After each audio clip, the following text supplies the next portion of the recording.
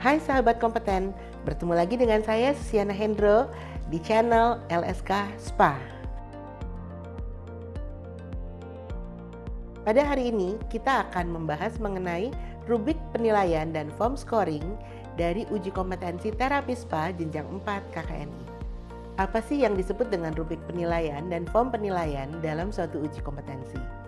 Kita lihat ada beberapa dokumen dalam uji kompetensi yang merupakan inti dari penilaian untuk memastikan standar dari sebuah uji kompetensi.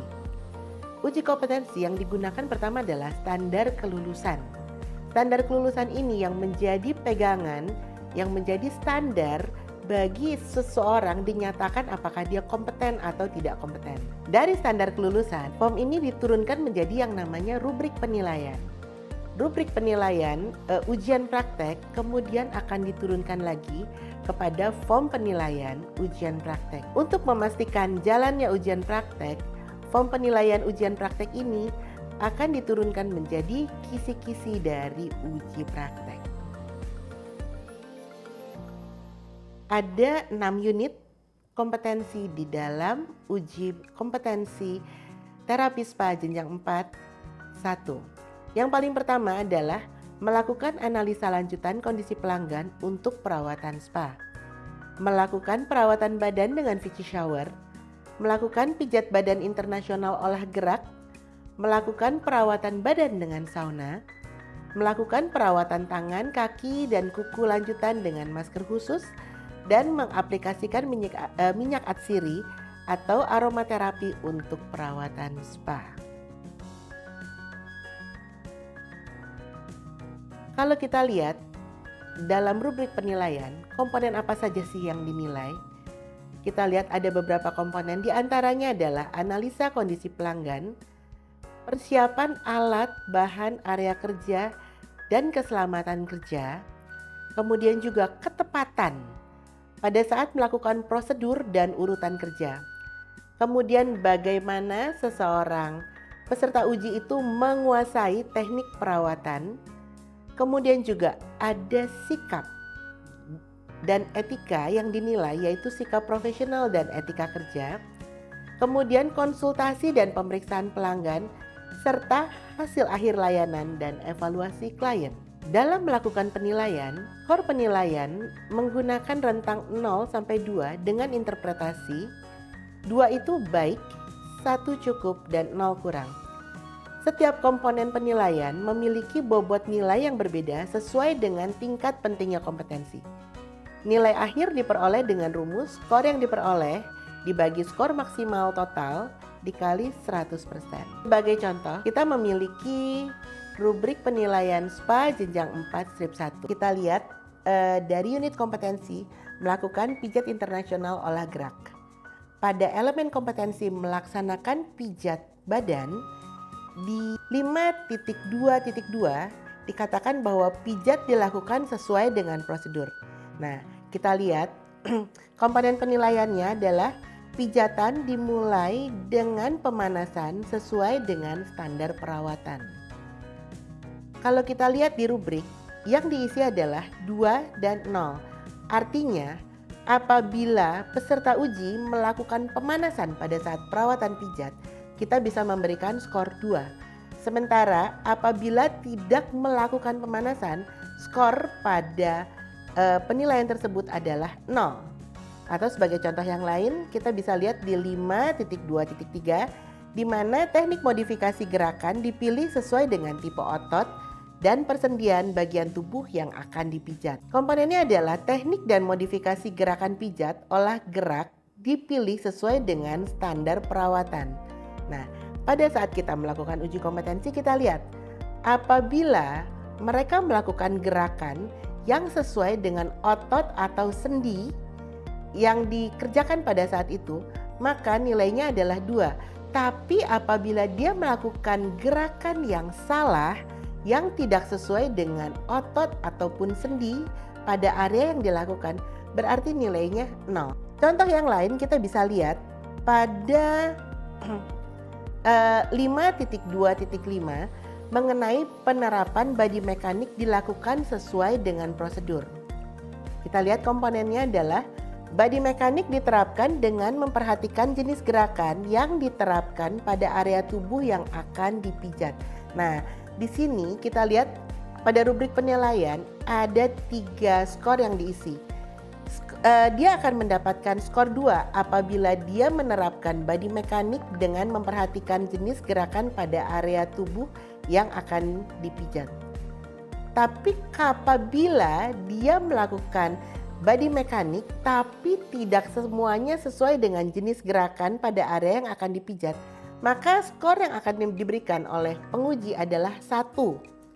Tapi apabila dia tidak melakukan body mekanik sama sekali, maka nilai yang akan diberikan oleh penguji adalah 0. Nah, ini yang membedakan kapan kita memberikan skor 2 dan 0 atau skor 2, 1, dan 0. Nah, di sini kita bisa melihat bentuk dari form scoring. Form ini yang akan dipegang oleh seorang penguji pada saat melakukan pengujian pada uji kompetensi.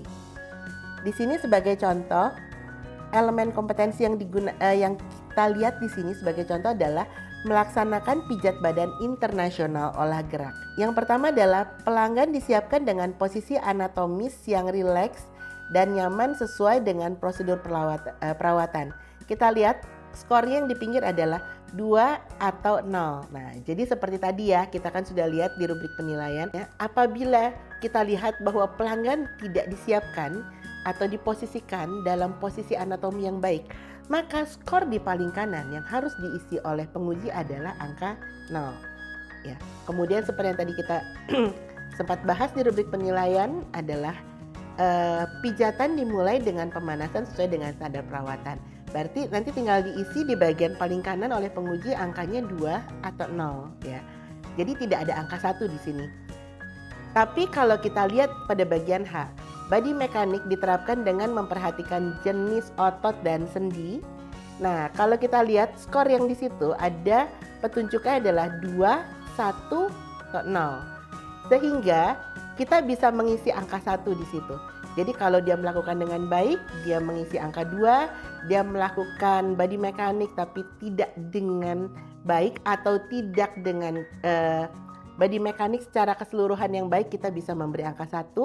Atau kalau dia mijitnya cuma lurus saja, nggak ada body mekanik yang baik, angka 0 yang ditaruh di situ. Sekarang bagaimana memastikan bahwa seseorang itu lulus uji kompetensi atau tidak? Berdasarkan pelaksanaan uji kompetensi sertifikasi jenjang 4 SIP 1, peserta yang telah mengikuti proses penilaian sesuai dengan unit kompetensi yang berlaku. Hasil penilaian menunjukkan bahwa peserta memperoleh nilai teori sebesar 70% berhak mengikuti uji kompetensi. Jadi di sini nilai teori merupakan prerequisite. Jadi artinya pada saat peserta tidak lulus ujian teori, artinya peserta tersebut tidak berhak untuk meneruskan kepada ujian praktek. Dan hasil uji praktek itu minimal memiliki skor 70 baru dapat dinyatakan kompeten pada seluruh unit kompetensi yang diujikan. Jadi kita lihat bahwa di sini ada 6 unit kompetensi: analisa lanjutan, Vichy shower dan sauna, pijat badan internasional olah gerak, perawatan tangan kaki, masker khusus, pengaplikasian minyak atsiri, aromaterapi. Nah, kalau kita total dari sejumlah skornya, dengan rumus yang tadi kita sudah bahas, angka yang keluar atau skor yang keluar itu harus di atas 70%. Artinya seseorang yang mengikuti uji kompetensi ini atau peserta uji kompetensi itu dinyatakan lulus dari uji kompetensi jenjang 4 strip 1 KKNI LSK SPA. Kenapa sih kita perlu membuat rubrik dan form scoring? Padahal kalau ujian mungkin dasarnya cukup ya standar kompetensi lulusan saja, kemudian langsung diujikan berdasarkan standar. Form ini diperlukan untuk membangun suatu penjaminan kualitas atas penilaian sehingga seorang penguji A atau penguji B itu memiliki standar yang sama, cara penilaian yang sama, sehingga seorang peserta uji baik diuji oleh penguji A maupun penguji B memiliki scoring yang tidak berbeda terlalu jauh. Oleh karena itu, rubrik dan form scoring dibangun untuk memastikan bahwa reliabilitas penilaian melalui kriteria yang spesifik dan terukur, validitas konten sesuai dengan SKL, RPUP, FPUP, dan PMUK, kemudian konsistensi antara penguji melalui kalibrasi rubrik secara berkala, dan transparansi dan akuntabilitas hasil penilaian. Dengan rubrik yang baik, setiap peserta memiliki kesempatan kelulusan yang adil. Jadi bukan hanya berdasarkan opini penguji, tetapi berbasis bukti kinerja. Yang pasti, rubrik penilaian dan form scoring merupakan instrumen utama untuk memastikan proses uji kompetensi berlangsung objektif, terukur, dan konsisten. Dengan indikator yang jelas, bobot penilaian yang terstandar, serta mekanisme scoring yang transparan, penilaian antar penguji dapat diselaraskan dan subjektivitas dapat diminimalkan. Penerapan rubrik dan form scoring yang baik mendukung integritas uji kompetensi, menjamin kelulusan berbasis bukti, serta meningkatkan kredibilitas sertifikasi kompetensi SPA.